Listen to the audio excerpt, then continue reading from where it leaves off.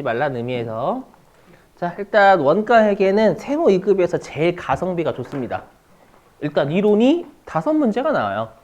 맞죠? 5문제가 나오는데 페이지가 제일 적어요, 원가 회계가. 그러니까 원가 회계는 나오는 부분에서만 주구장창 냅니다. 그렇죠? 그래서 한 문제당 2점씩 해서 10점인데 여러분들이 원가 회계를 못 하시는 방법이 있어요. 못 하시는 방법. 맞죠?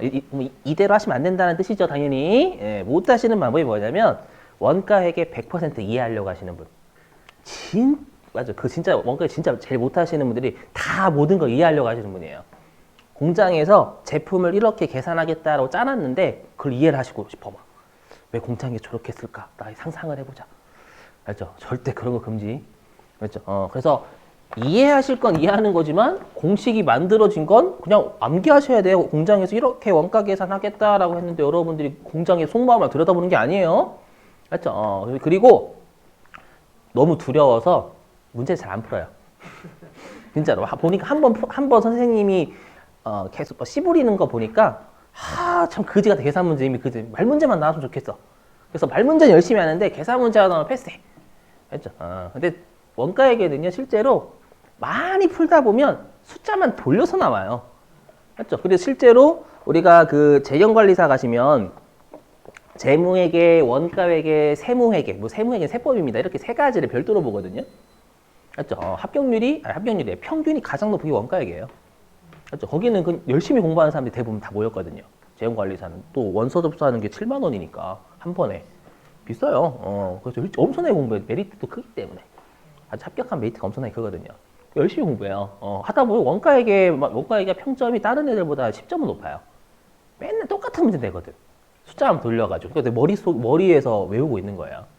그렇죠? 그래서 원가회계는 여러분이 잘 하시려면 일단 용어 반드시 외우시고, 제가 강사분들이 외워달라는 용어를 꼭 외우시고, 그 다음에 기출문제를 엄청나게 돌리시면 그냥 원가회계는 점수 잘 받게 돼 있어요. 무조건이에요, 무조건. 실제로. 알죠? 물론 그 오늘 숙제는 원가회계가 안 나갈 거예요. 우리 아직 재무회계도 다 못 풀었죠. 그렇죠? 아마 다음 주에 원가회계 기출문제가 나가긴 할 건데 아마 미리 올려놓긴 할게요. 원가회계 그 문제지랑 답안을 단톡방에 미리 올려놓긴 하겠습니다. 물론 유인물은 다음 주에 날아드리고. 그래서 원가회계는 일단 가성비가 제일 좋다. 알죠? 그래서 혹시라도 여러분들이 나중에 내가 점수를 봤을 때 원가회계를 잘 못하는데 시험이 얼마 안 남았어. 그럼 원가회계 파시는 거 추천드려요. 아시죠? 자, 그럼 하나씩 해보죠. 원래는 회계 1급 때 배우셨다라고 가정을 하고, 거기는 건너뛰고 하지만, 그죠? 예전에 저도 그렇게 수업했어요. 아시죠? 하고 건너뛰었더니, 몰라요. 몰라요. 그리고 점수가 꽤 세기 때문에, 여기는 좀 꼼꼼하게 설명. 이제 원가회계 하셨어도 좀 약간 두려워하시는 분들이 꽤 은근 계세요. 원가회계를. 자, 보시죠. 일단 여기서부터 갈게요. 뭐 여러분들이 재료비, 노무비 여기는 일단 공부하시고 그 다음부터 포기하셨잖아요. 농담이에요. 농담이에요. 자, 보시죠. 자, 여기 일단 추적 가능성에 따른 분류. 자, 여기는 여러분들 시험에 우리 원가회계에서는 요 위에 있는 제목에 따라서 원가가 어떻게 분류가 되는지를 출제를 많이 해요. 그럼 여기에서 추적 가능성이 뭐냐면 어떤 제품에 얼마의 원가가 개별적으로 투입됐는지 알면 추적이 가능하다라고 해요. 어떤 제품에 얼마의 원가가 개별적으로 들어갔는지 파악이 되면 그건 우리가 추적 가능하다라고 하고요. 어떤 제품에 얼마의 원가가 개별적으로 들어갔는지 파악이 안 되면 추적이 불가능하다라고 해요. 이거 회계 1급 때 이렇게 배우셨을 거예요. 어떤 특정 제품에 얼마의 재료가 들어갔는지 알면 직접 재료비. 그렇죠? 그 다음에 어떤 제품의 생산 라인에서 근무하시는 근로자분들의 인건비가 어떤 특정 제품을 생산하는 라인에서만 근무하시는 분들의 인건비는 직접 노무비라고 배우셨을 거예요. 그럼 이 둘의 공통점은 어떤 제품에 얼마의 원가가 들어갔는지 알 수 있죠. 근데 이름이 전부 다 앞에 직접이라는 말이 붙는단 말이에요. 맞죠? 그래서 여기 우리가 직접비는 추적 가능한 원가. 맞죠? 자, 근데 우리가 만약에 그 비행기, 우리 회사가 비행기 제조업체야. 뭐 전투기도 제조하고 헬리콥터도 제조하고 그러는데 알루미늄이 공통으로 들어간대요. 알루미늄을 여러분들이 아마 간접 재료비라고 배우죠. 간접 재료비. 공통으로 들어가는 재료. 맞죠? 그 다음에 해당 공장 생산 라인을 감독하시는 분은 모든 걸 감독하시잖아요. 그분들의 인건비를 아마 간접 노무비라고 배우셨을 거고. 그리고 재료비와 노무비 이외에 우리가 일반적으로 우리가 제품을 만드는데 재료비와 노무비가 아닌 것들 아마 제조 경비다라고 배우셨고요. 맞죠? 그래서 우리가 이렇게 공통적으로 발생한다라는 건 어떤 특정 제품에 얼마의 원가가 들어가는지 알 수가 없어요. 그 말이에요. 그럼 우리가 추적 불가능하죠. 그럼 걔네들은 다 전부 다 간접을 써요. 간접. 그렇죠? 간접적이니까 공통으로 들어갔다라는 거예요. 당연히 우리 시험에서 난이도가 제일 어려운 건 간접비 구하는 게 제일 힘들어요.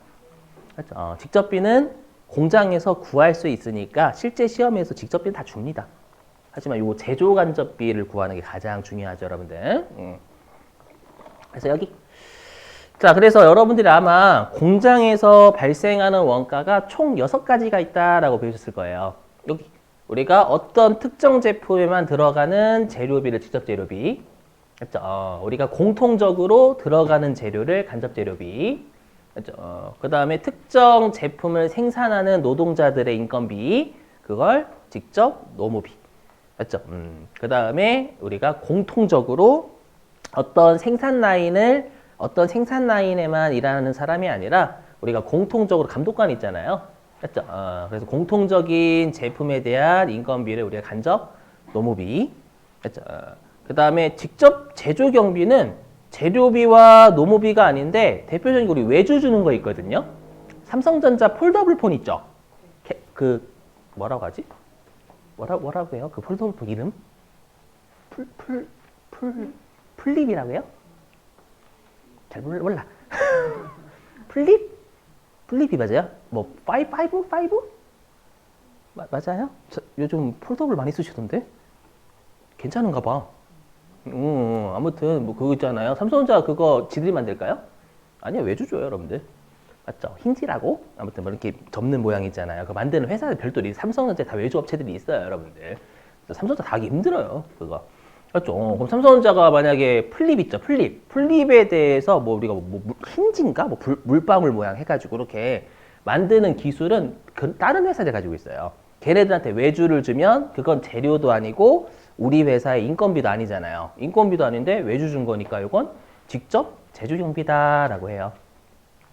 근데 실무상 직접 제조 경비는 사례 진짜 찾기 힘들어요. 왜냐면 아까 제가 제조 경비는 재료비와 노무비는 아니지만 제품을 만드는데 투입된 애들 있죠. 그렇죠? 대표적인 게 우리 감가상각비도 필요하고 제품 만드는데 공장을 우리가 사면 감가상각비가 들고 그 다음에 임차하면 임차료 들고 맞죠? 그 다음에 복리후생비 들고 그렇죠? 전기세 들고 뭐 이런 것들 있잖아요. 이건 다 전부 다 공장 전체적으로 발생하는 게 일반적이에요. 그럼 공장 전체적으로 발생하다라는 건 공통비이지 직접비는 아니에요. 그렇죠? 공장에서는 여러분 스마트폰을 여러 대 만들잖아요.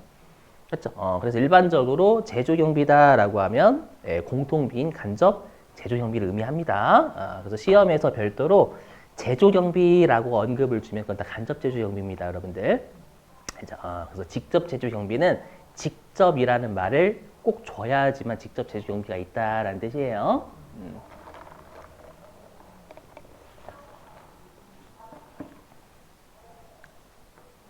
자, 근데 그럼 이렇게 원가의 요소를 6가지로 묶으면 너무 힘들어요. 그 회계 담당자는. 맞죠? 죽어요, 사람. 그래서 우리가 이렇게 간접 들어가는 애들 있죠. 간접 재료비, 간접 노무비, 간접 제조 경비는 그냥 공통적으로 발생하는 비용이잖아요. 맞죠? 어떤 제품에 얼마의 원가가 들어가는지 알 수 없는 애들이죠. 공통비니까 얘네들을 묶어서 그냥 제품을 만드는데 공통적으로 쓴 비용이다 라고 해서 제품을 만드는데 제조, 공통으로 쓴 간접비다 라고 해요. 그럼 여러분들이 시험 때 어떻게 대비하셔야 되냐면 시험에서 이렇게 줄 때가 있어요. 제조 간접비를 안 주고 간접 재료비, 간접 노후비, 간접 제조 경비 이렇게 주면 이 세 개를 더한 게 제조 간접비다라는 뜻이에요. 알죠? 조심하셔야 돼. 근데 갑자기 그냥 제조 간접비 이렇게 딸랑 주면 이 세 가지를 더한 거 한꺼번에 준 거예요. 알죠? 시험에는 둘 다 잘 내요. 최근 들어가지고. 알죠? 주의하시고. 자, 그 다음에 또 외우실 거 있어요. 자, 좀 한번 여쭤볼게요. 조심스럽게. 자, 여러분 직접 재료비하고 직접 농업비를 합쳐서 뭐라고 불러요? 그렇죠. 그거 맞고. 그렇죠. 그거 무슨 원가인데. 무슨 원가 있어? 직접 재료비하고 직접 농업비를 더하면 어떤 원가다라고 해요.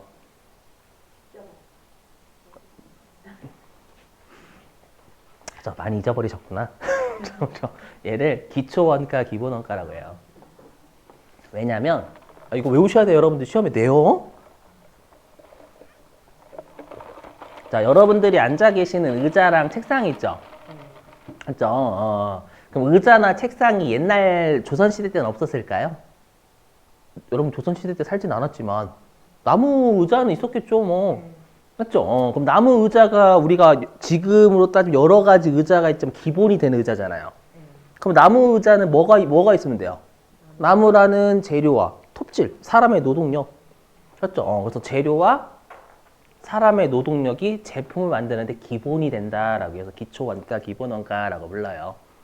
외우셔야 돼요, 반드시. 그럼 다시 질문. 직접 농업비하고 제조 간접비를 합친 걸 뭐라고 해요? 직접 농업비하고 제조 간접비를 합친 걸 뭐라고 해요, 여러분들? 제조원가? 제조원가 나중에 나와요. 그죠? 배우신 건 기억나시죠, 여러분들? 뭐라고 하냐면 이렇게 우리가 직접 농업비하고 제조 간접비를 묶은 걸 가공원가 또는 전환원가라고 불러요.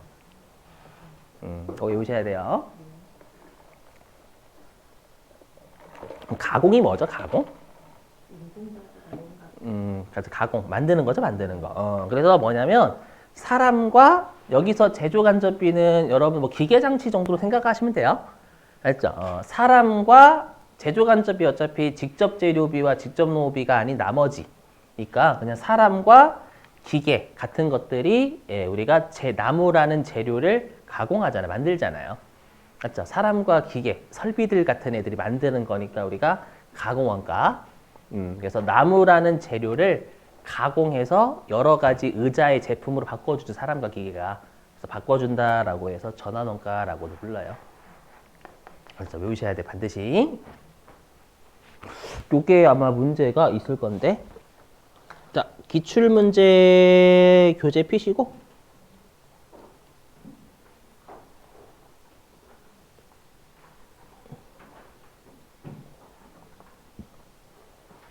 기출문제 교재 64페이지예요.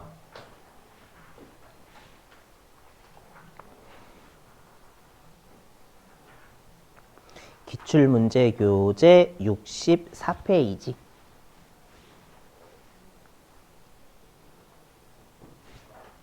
몇 번이냐면 9번이에요, 9번.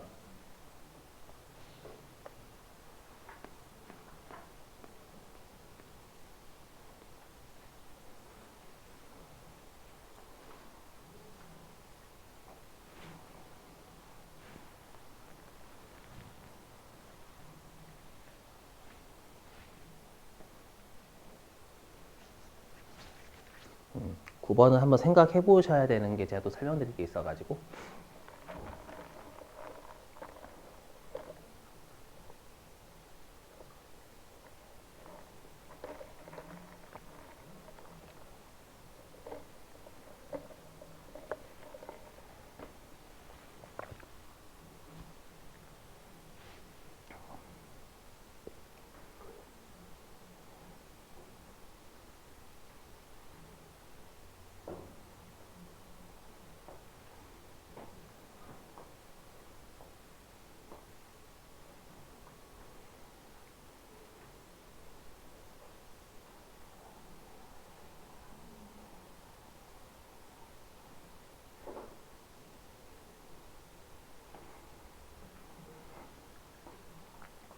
여러분들 일단 답 몇 번일까요?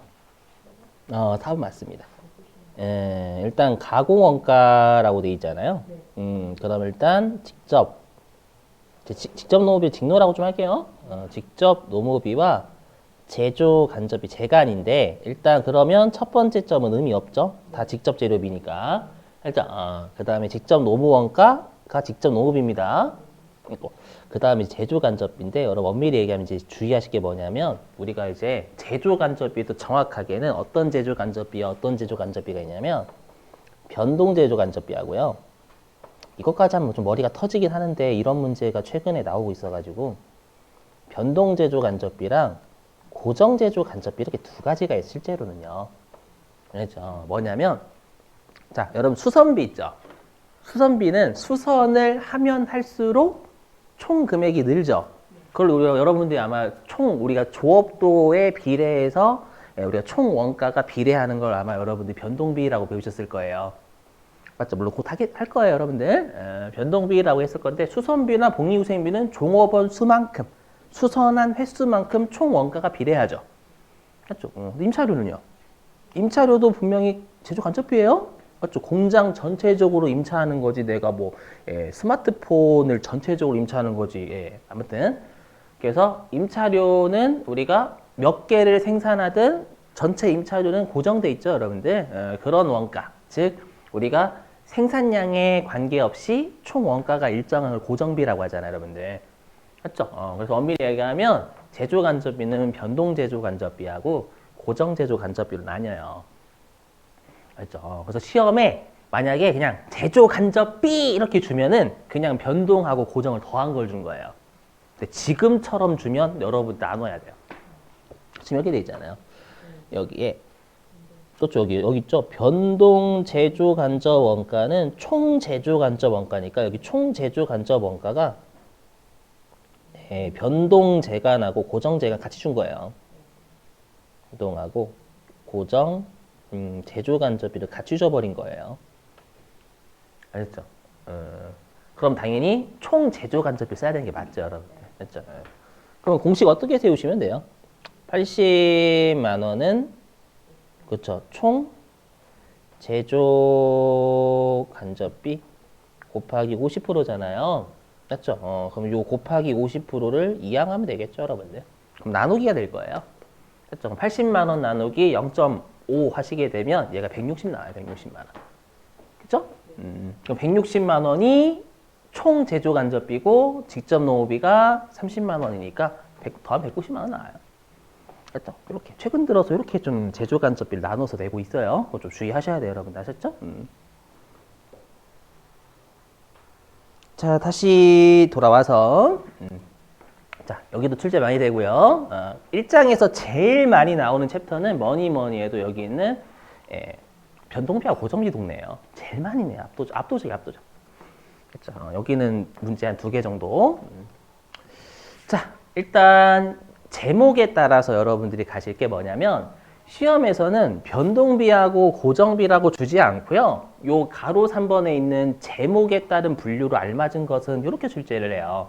그럼 우리가 여기에서 행태가 뭐고 조업도가 뭔지 알아야 되겠죠. 일단 행태는 뭐냐면 행태는 움직이는 모습을 행태라고 해요. 행태. 그러니까 이렇게 생각하시면 됩니다. 몇 개를 생산하든지 움직임이 없어. 그럼 총 원가가 일정하다라는 뜻이잖아요. 그래서 여기에서의 원가 행태에서의 원가 앞에 총자가 빠져 있는 거예요. 알죠? 그래서 몇 개를 생산하든 총 원가의 모양이 일정하면 고정되어 있는 거고.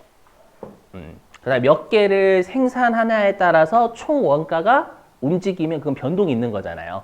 그럼 변동비라고 해요. 행태. 그리고 조업도는 뭐냐면 여러분 조업도라는 말 어렵죠? 근데 실제로 여러분들이 이해하실 만한 용어예요. 뭐냐면 자, 우리 회사가 어떤 설비에 기계장치에 투자를 하려고 해요. 그렇죠? 투자하려고 하는데 성수기 때는 대략 20만 개 정도를 만들 수 있는데 이게 평균적으로는 한 16만 개 정도를 주문을 받는데요. 죄송해요. 평균적으로 14만 개를 주문을 받는데요. 성수기 때는 20만 개, 최대 20만 개까지 주문이 들어오는데. 그럼 내가 기계 설비에 투자를 할 때 20만 개를 생산할 수 있는 기계 설비에 투자해요. 평균적으로 14만 개를 만드니까 14만 개를 만들 수 있는 설비에 투자해요. 20만 개 누가 14만 개 투자해요? 큰일 나지. 그럼 나중에 성수기 때 어떻게 하려고? 어떻게 하려고? 외쳐주면 되잖아. 그렇게 생각하지 마시고.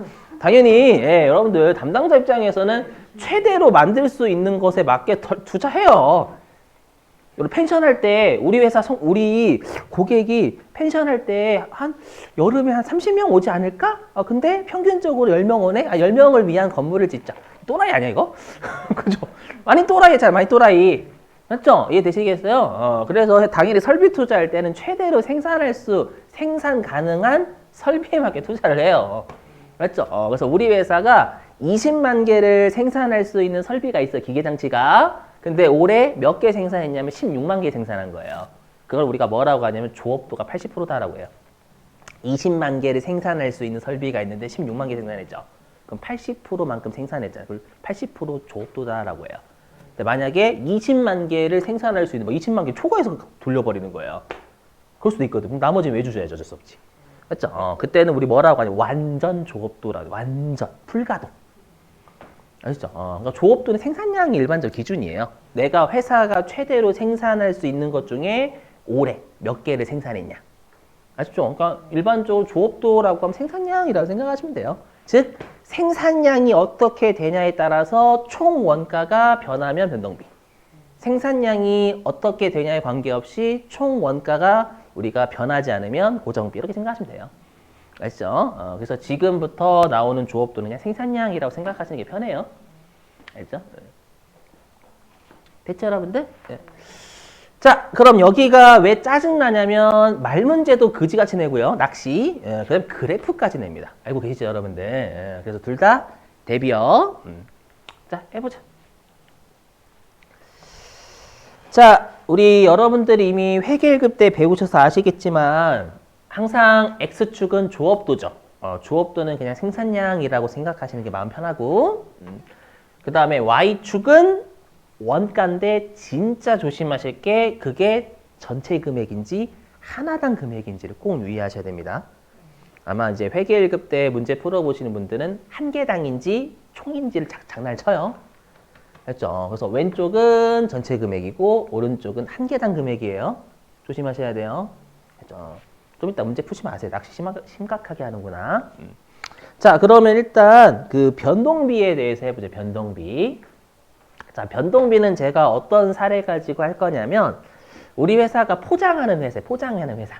알죠? 제품을 포장하는 회사인데 그 제품을 포장하는데 제품 한 개당 그냥 100원의 포장비가 든다라고 가정. 그러니까 심플하게. 알죠? 제품 한 개당 포장비는 100원. 알죠? 자, 그러면 한번 예를 들어 볼게요. 자, 우리 회사가 여기 조업도는 그냥 생산량이라고 생각하시는 게 편해요. 자, 우리 회사가 제품을 한 개를 생산했어요. 한 개를 생산하면 총 포장비 얼마 들어가요? 100원, 100원. 좀 100원? 방금 우리가 한 개 포장하는데 100원이라고 했으니까. 그래서 한 개를 포장하면 총 포장비는 100원이 나와요. 요걸 점선을 이어보면 이렇게 되겠죠, 여러분들. 요거 수학 아님? 요거 산수? 수학은 함수로 막 돌아가는 거잖아요, 여러분들. 그죠? 아직까지 산수예요. 이게 수학의 영역이 아니야. 예. 자, 그 다음에. 자, 우리가 제품을 2개를 생산했어요. 그럼 제품 2개 생산하면 2개 포장해야죠. 2개를 포장하는데 총 얼마의 포장비가 들어요? 200원. 이게 어려우시면 큰일 나. 그렇죠? 이게 어려우시면 우리 방법이 있어요. 구몬 선생님한테 가시면 돼요. 구몬 선생님한테 저희 어떻게 해야 되나요? 이거 좀 알려주세요. 이렇게 하시면 돼요. 아시잖아요, 하는 건. 자, 그 다음에 제품을 3개를 생산하면 총 포장비는 3개를 포장해야 되니까 300원이 되겠죠. 그렇죠?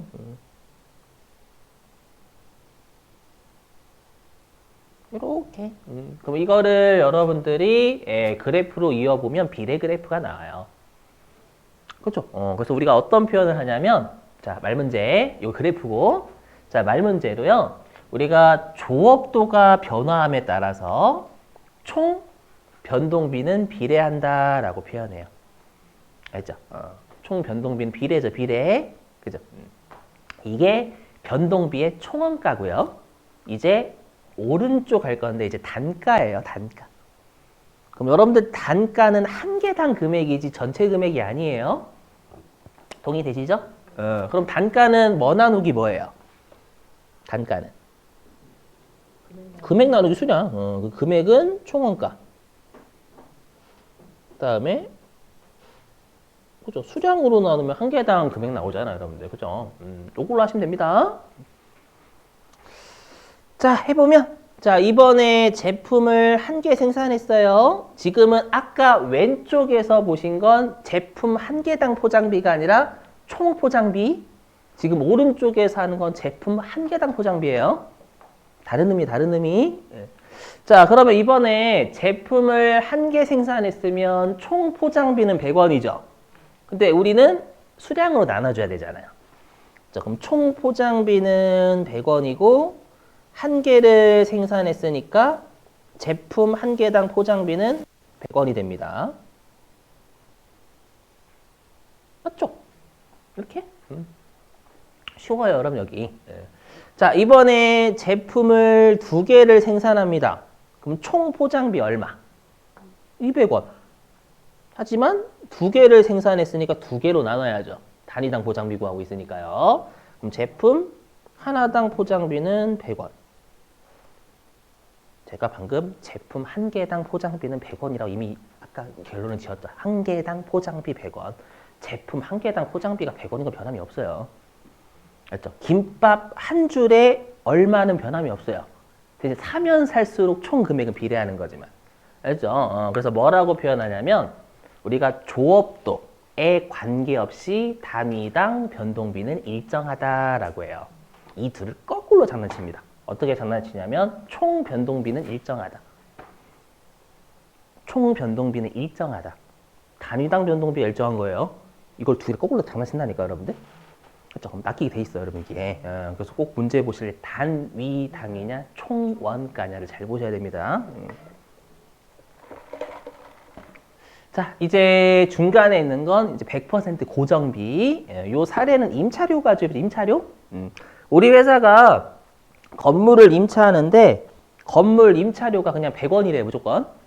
그렇죠? 건물 임차료가 무조건 100원이라고 가정. 심플하게 100원. 그러면 이제 여기 왼쪽에서 보시는 건 우리가 제품 한 개당 임차료가 아니라 그냥 임차료의 총액이에요. 자, 여기도 마찬가지로. 자, 제품을 한 개를 생산했어요. 그러면 총 임차료는 100원이에요. 맞죠? 제품을 두 개를 생산했어요. 그래도 총 임차료는 100원. 제품을 세 개를 생산해도 총 임차료는 100원. 맞죠? 그럼 쭉 100원으로 가는 거예요. 이렇게. 그래서 우리가 어떤 표현 쓰냐면 조업도의 변화에 관계없이 총 고정비는 일정하다라고 합니다. 됐죠? 어렵지 않죠, 여러분들? 자, 이제 오른쪽은 단위 원가니까 제품 한 개당 임차료입니다. 아까 왼쪽은 총 임차료였다면 지금은 한 개당 임차료. 자, 우리 회사가 이번에 제품을 한 개 생산했어요. 그러면 총 임차료는 100원이죠.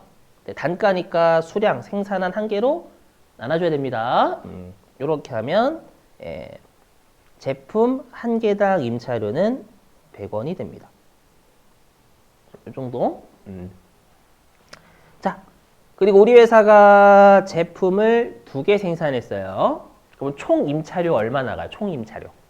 100원 여전히 200원 아니잖아요, 여러분들. 총 임차료는 100원인데 단가니까 생산한 수량 두 개로 나눠요. 이렇게 하면 제품 한 개당 임차료는 50원으로 떨어지는 거죠.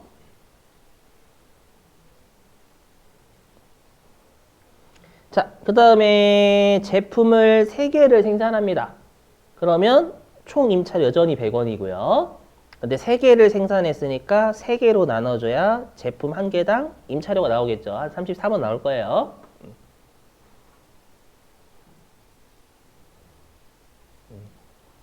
그래서 얘는 그래프를 이어보면 이렇게 반비례 그래프가 나와요. 반비례 그래프. 이게 반비례 그래프잖아요. 그죠? 그래서 우리가 조업도에 따라서 단위당 고정비는 반비례한다라고 표현합니다. 그렇죠? 왜냐면 시험에 가끔씩 제가 지금 드는 사례는 전부 다 조업도 증가를 내고 있지만 실제 시험에서 조업도 감소도 돼요. 그래서 비례 반비례를 알고 계시니 증가 감소 외우지 마시길. 됐죠? 그래서 지금까지 본 4개의 그래프는 순수한 변동비, 순수한 고정비예요. 100%.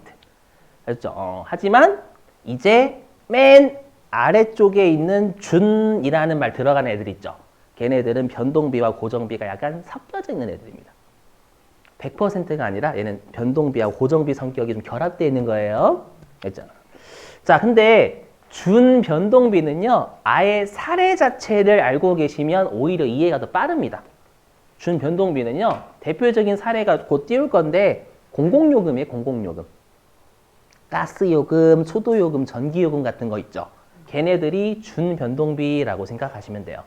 한번 해보죠, 무슨 말인지. 자, 여러분들이 가스를 하나도 안 쓰신대. 저 어머니가 가스 못 쓰게 하거든요. 왜 그런지 아시죠, 여러분들? 예전에 한번 방바닥 태워 먹은 적이 있어가지고 라면 이렇게 들고 가다가 예전에 어렸을 때 라면 받침 뭐라고 하죠? 받침대 받침에 안 받치고 왔다가 뜨거워가지고 뜨거워 해가지고 방이 다 탔어요. 그래서 어머니가 너는 가스 돌리지 마. 나한테 보이면 죽여버린다 이렇게. 죽여버린다는 아니고 그냥 전자레인지 돌려서 먹어 이렇게.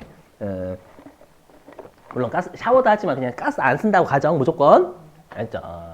그러면 가스를 안 쓴다라는 건 조업도가 몇 개라는 거예요. 안 쓴다. 그렇죠? 0이라는 거예요. 조업도 0이죠, 0.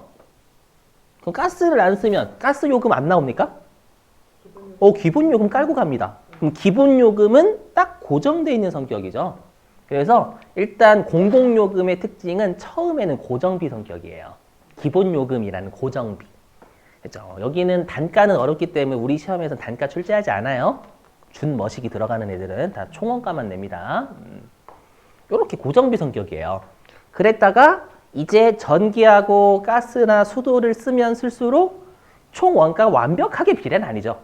맞죠? 완벽하게 비례는 아니지만 그래도 약간 비례라고 생각해 주세요. 그렇죠? 그래서 우리가 쓰면 쓸수록 총 금액은 비례예요.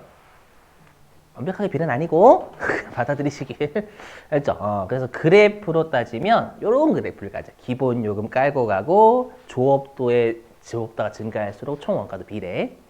이렇게. 그래서 공공요금 생각하시면 딱 그래프 자체가 이해되실 거예요.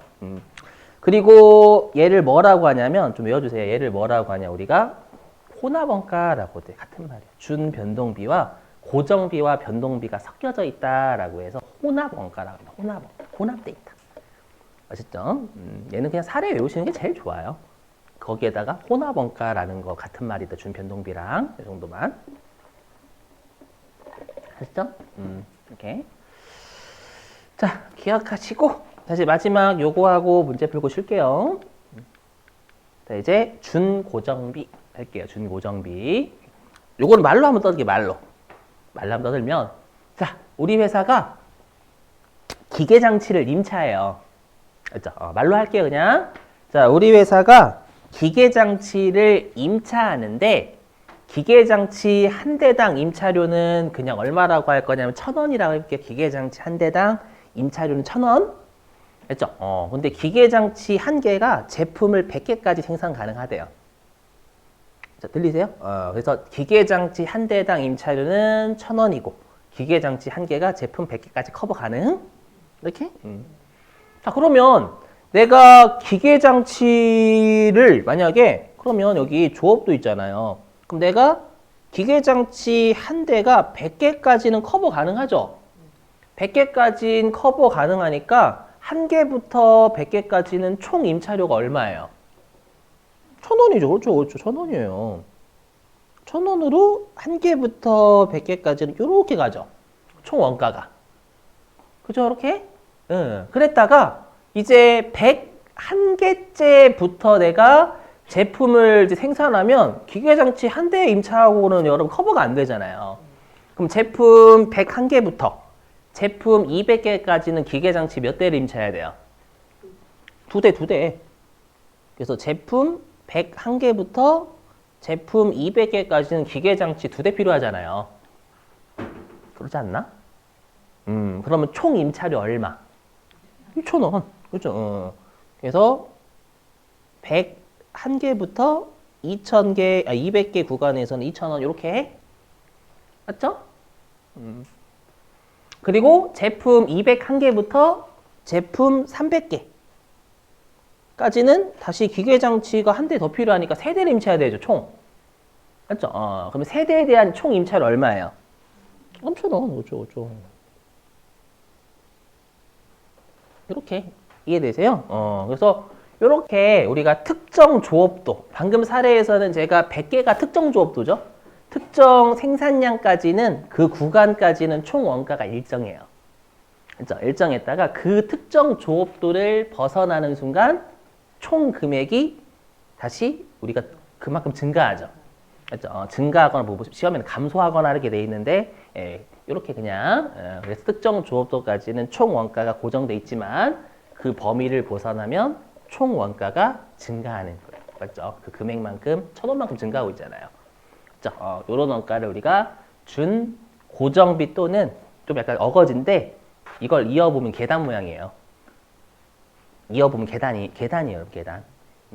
어거지를 이어보면 이렇게 계단이잖아요. 왜냐면 시험에 계단 원가라고 내거든요. 그래서 준 고정비를 계단 원가라고 해요. 얘는 사례를 기억하셔야 돼요. 딱 이런 사례예요. 시험에 이렇게 돼요. 어디까지는 얼마 주면 되는데 우리 회사가 그 범위를 넘어가는 걸 생산하려고 한다. 그러니까 예를 들어가지고 이렇게 방금 했던 거. 우리 회사는 기계장치를 임차하고 있다. 기계장치는 1,000개까지를 생산할 수 있는데 우리 회사가 이번에 제품을 1,500개를 생산한다. 그러면 이 원가 행태는 이 원가 행태는 뭔가 이렇게 물어봐요, 그냥. 그리고 당연히 준고정비예요. 1,000개까지는 총 임차료가 일정하다가 1,000개를 벗어나는 순간 또 총 임차료가 그만큼 또 비례해서 증가할 거 아니에요. 이렇게 이딴 식으로 내요. 딱 여러분 느낌 감 잡히게. 알겠죠? 됐죠, 여러분들? 그냥 말문제, 실제 문제 풀고요. 쉴게요. 자, 교재 기출문제 교재입니다. 이게 어디냐면은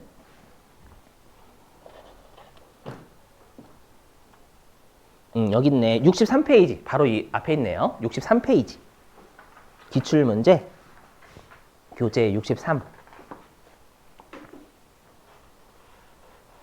7번입니다. 7번.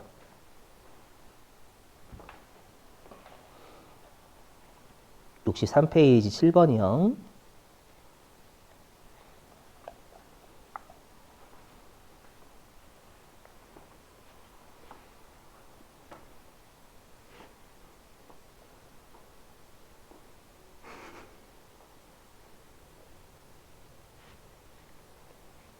뭐 난리 나죠, 막. 총원가, 단위당 원가는, 총원가는.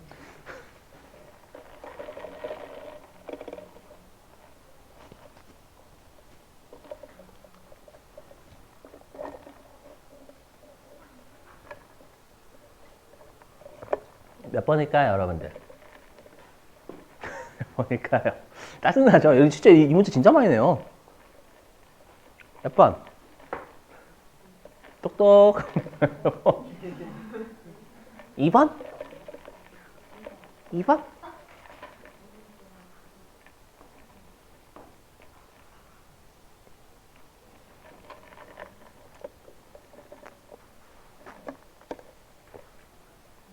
몇 번일까요? 제가 비례반비를 외우시라는 의미가 얘네들 때문에 그래요. 3번이에요, 3번. 왜일까요? 단위당 변동비, 아까 포장비, 제품 한 개당 포장비 일정해요. 맞죠? 단위당 변동비. 아까 제품 한 개당 포장비, 변동비. 맞죠? 일정. 감소한다고 증가하는 게 아니에요. 맞죠? 이거는 동그라미 3번이 맞는 표현이 되려면 얘는 단위당 고정비야 돼요. 단위당 고정비는 아까 반비례라면서 반비례. 단위당 고정비는 반비례라고 했을 건데 그래서 동그라미 2번이 맞는 거예요.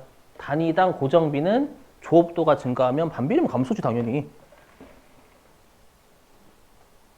예, 그렇다고요. 나 집에 가서 고민해 보세요. 이거는. 자, 그 다음에 이건 말 문제고요. 이제 기출문제 41페이지. 기출문제 41페이지. 10번이에요, 10번.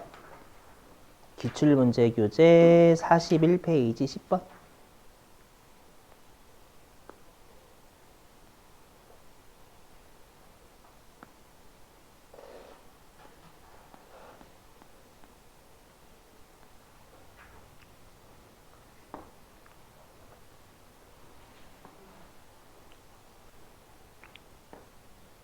몇 번?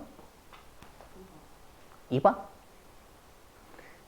혹시 관심 없는 분들 계시지 않죠? 제 말투 보고 저 새끼는 접니다. 저 새끼가 끝에 물음표를 붙였는데 틀린가? 잘 안 돼요. 저 낚시하는 겁니다, 여러분들. 확실하게 알고. 몇 번이에요? 2번이에요, 2번. 왜냐면 우리가 고정 원가잖아요. 고정비 얘기하는 거예요. 고정비는 총 원가 일정하죠. 총 임차료 변화 없어요. 맞죠? 그럼 1번하고 3번은 뭐에 대한 거예요?